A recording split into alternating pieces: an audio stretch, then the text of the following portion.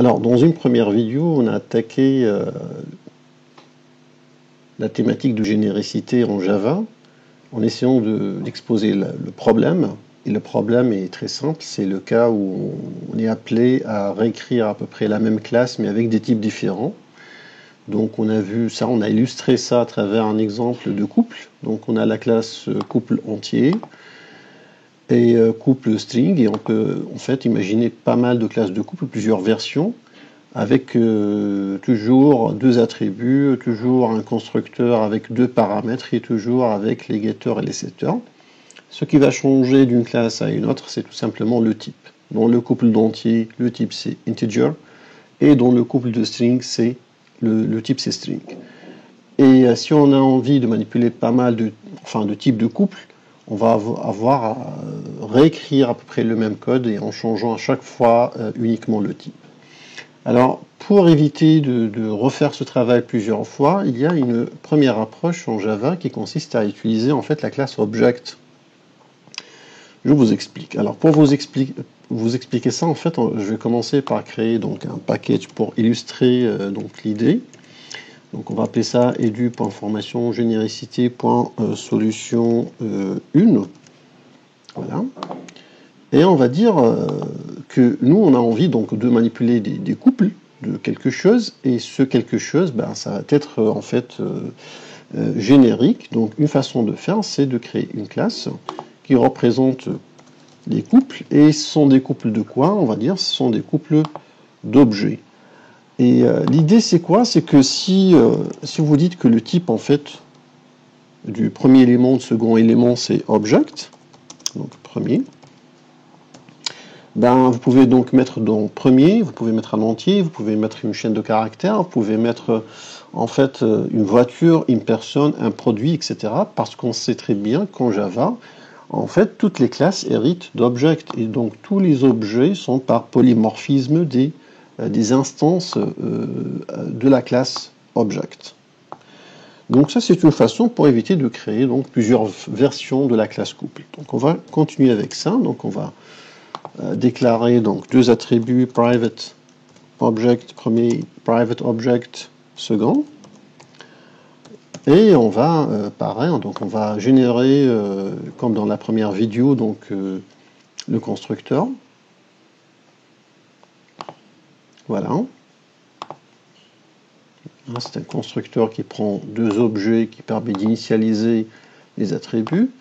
Et par la suite, on a, comme d'habitude, on va tout simplement générer les getters et les setters. Et voilà, on select all, on a tout ce qu'il faut.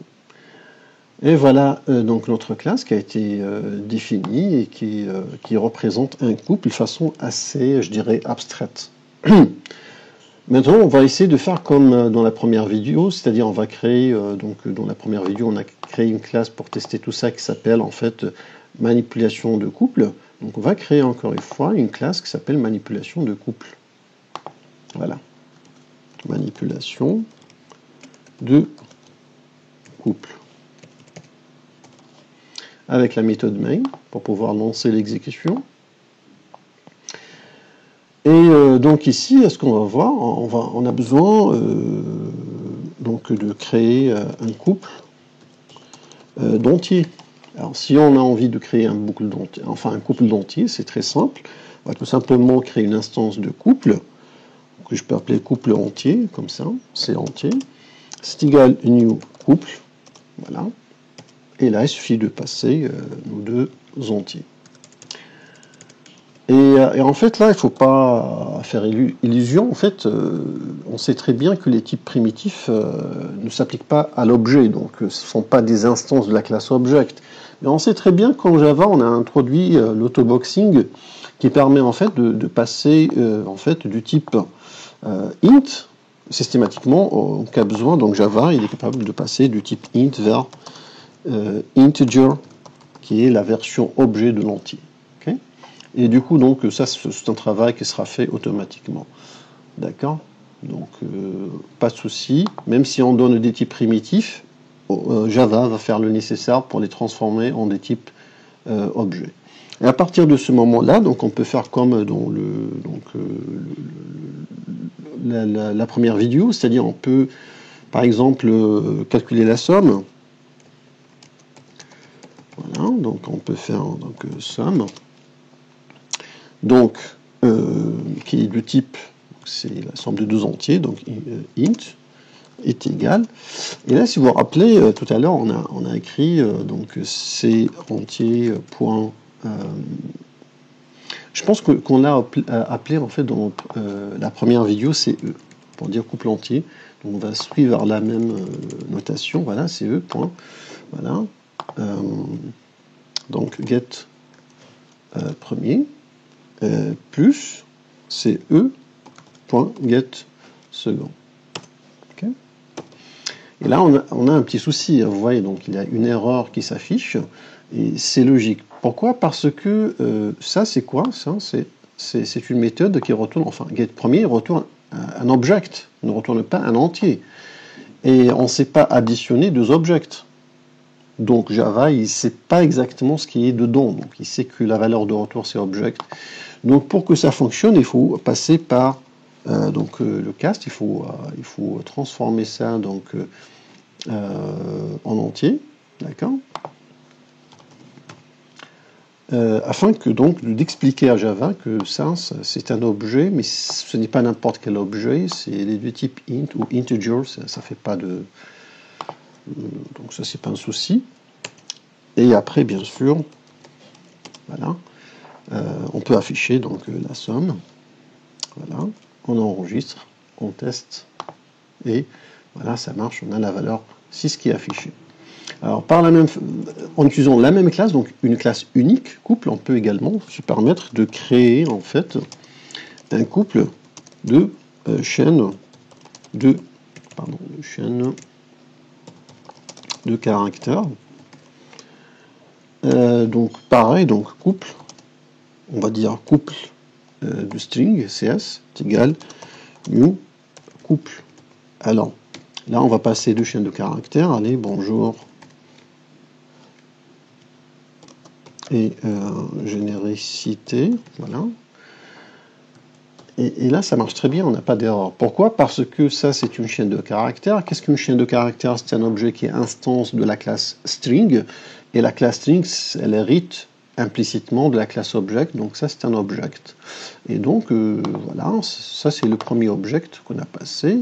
Le deuxième, c'est pareil, donc c'est la deuxième chaîne qui est généricité. Donc, côté construction, on n'a pas de souci. Mais pareil, si j'essaie de faire comme tout à l'heure, c'est-à-dire essayer par exemple d'afficher la première chaîne en majuscule, tout à l'heure on fait quoi? On fait cs.get par exemple premier, et puis j'essaie directement d'appeler la méthode toUpperCase. Et là ça ne marche pas, ouais. C'est logique que ça ne marche pas parce que toUpperCase, ça ne fonctionne, cette méthode ne fonctionne que sur des chaînes de caractères. D'accord? Alors que là, on a en fait un object. Donc là, déjà, en fait, Eclipse, il est assez intelligent. On va vous proposer d'ajouter le cast. Donc si je fais le cast, il vous dit, ben voilà. Donc il faut tout simplement expliquer que cet objet retourné par get premier, c'est une chaîne de caractères. Étant une chaîne de caractères, là, on peut appeler cette méthode qui s'applique sur les chaînes de caractères, toUpperCase, qui permet en fait de retourner l'équivalent de cette chaîne en majuscule. Donc maintenant, j'enregistre ça, j'exécute, et vous voyez, ça affiche donc bonjour en majuscule, il n'y a pas de souci. L'idée, c'est qu'avec ça, on peut créer donc des couples avec la même classe. Couple, on peut créer des couples d'entiers, des couples de chaînes de caractères, des couples de clients, de voitures, d'objets, de produits, de ce que vous voulez, avec une seule classe. Et on évite donc de créer, comme dans la première vidéo, plusieurs version de cette classe-là, ce qui risque d'être assez fastidieux et surtout difficile à faire évoluer. Donc côté maintenance, c'est très coûteux d'avoir énormément de classes. Donc ça, c'est bien. Mais quand même, il y a un petit souci. Alors c'est quoi le souci? C'est que, en fait, supposons que on a une méthode qui permet d'afficher en fait les éléments d'un couple, d'afficher les éléments d'un couple de chaînes en majuscule. Donc je vais appeler cette méthode là, on va dire ça c'est une méthode statique, qui retourne rien, qui qui s'appelle par exemple afficher couple string en majuscule. Voilà. Et ça reçoit un couple. D'accord? Donc ça reçoit un couple C. On peut l'appeler CS si vous voulez. Et voilà. Et du coup, donc, ce qu'on va faire ici, c'est que tout simplement, on va dire la chaîne, le string 1, la chaîne 1, c'est tout simplement la conversion en string de cs.get premier. Voilà. Et la deuxième chaîne S2 est égale, c'est la conversion en string de cs.get second. Et voilà, on a récupéré les deux chaînes.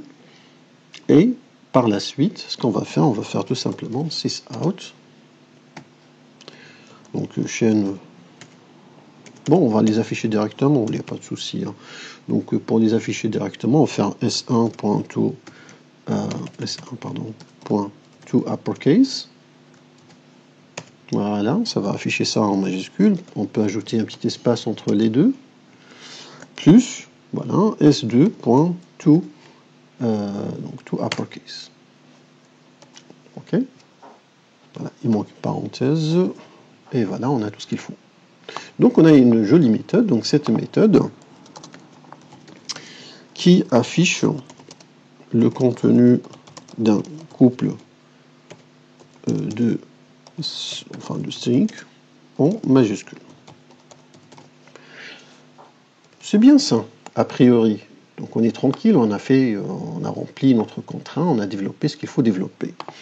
Le souci, ça vient à quel moment? Tout d'abord, si bien sûr, je m'amuse à appeler cette méthode-là. Voilà. Donc je vais arrêter l'affichage ici. J'ai juste appelé la méthode. Donc la méthode s'appelle afficher couple single majuscule. Je passe mon couple qui est en majuscule, donc qui s'appelle le couple de signes qui s'appelle CS. Et grâce à ça, on va pouvoir afficher le contenu sans souci. Bonjour, généricité, ça marche très très bien. C'est quoi donc le souci? Pourquoi on ne s'est pas contenté de ça et on a passé à la programmation générique, qui est le sujet du vidéo suivant?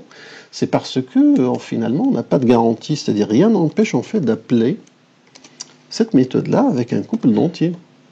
Vous voyez, finalement, c'est un couple. La méthode, elle a besoin d'un couple. Il n'y a aucun moyen pour dire que ce couple-là, c'est pas n'importe quel couple, c'est un couple de chiens de caractère. Vous voyez? Donc on n'a pas ce qu'on appelle, il n'y a pas le safe type, donc le typage, je dirais, sécurisé ou le typage garanti. Donc il y a des risques qu'on passe des mauvais couples à cette méthode-là. Et du coup ici, si on va bien sûr lancer ça, on va avoir une exception certainement. Vous voyez, l'exception, c'est class cast exception, c'est-à-dire c'est là qu'il n'arrive pas en fait à convertir cet objet qui est un entier en chaîne de caractères et d'appliquer là-dessus to uppercase. Donc du coup, vous voyez, c'est ça le souci avec l'idée d'utiliser le type object en fait pour implémenter ces classes génériques-là. Donc la solution a été quand même utilisée dans Java pendant pas mal de temps pour créer en fait des classes génériques, notamment tout ce qui est liste chaînée, tout ce qui est, on va dire, les collections. Mais ils se sont rendus compte vite que cette solution, elle a en fait un défaut. Et le défaut, c'est qu'on n'a pas de contrôle sur ce qu'on peut envoyer aux méthodes qui manipulent justement ces couples-là. Et on a même, en fait, un autre petit souci, c'est que rien n'empêche même de créer un couple mixte. C'est-à-dire, je peux créer un nouveau couple. Et la première valeur, ça sera un entier, et la deuxième, c'est une chaîne. Donc là, on a des couples hybrides, en quelque sorte, ça marche. Alors que peut-être nous, dans notre conception, doit avoir toujours un couple tel que le premier et le deuxième élément sont de même type. Alors, bon, bien sûr, on peut faire pas mal de vérifications avant de faire ce travail-là. Comme ici, on a pu faire pas mal de vérifications pour en être sûr qu'il s'agit de 2 chaînes de caractères, mais ça fait beaucoup de travail de programmation et surtout, on peut oublier de faire ça. D'où l'intérêt de faire de la programmation générique, qui est bien sûr le sujet du vidéo suivant.